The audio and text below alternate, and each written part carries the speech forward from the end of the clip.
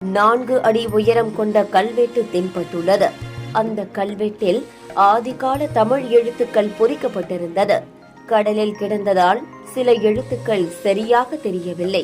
இதுகுறித்து தகவல் அறிந்து வந்த திருநெல்வேலி மனோன்மணியம் சுந்தரனார் பல்கலைக்கழக தொல்லியல் துறை தலைவர் பேராசிரியர் சுதாகர் நேரில் வந்து ஆய்வு மேற்கொண்டனர். அந்த கல்வெட்டில் பல ஆதிகால அதிசய வார்த்தைகள் இருந்தன.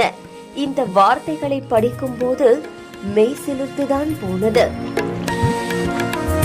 மாதா தீர்த்தம் என்ற வார்த்தை இருந்தது. அதே வார்த்தைகளுக்கு கீழே சொர்க்க முதலிய லோகங்களுக்கு போகும் பொருட்டு இதில் தர்ப்பணம் செய்கின்றவர்களுக்கு 4 வகையான பலன்கள் கிடைக்கும் என குறிப்பிடப்பட்டுள்ளது.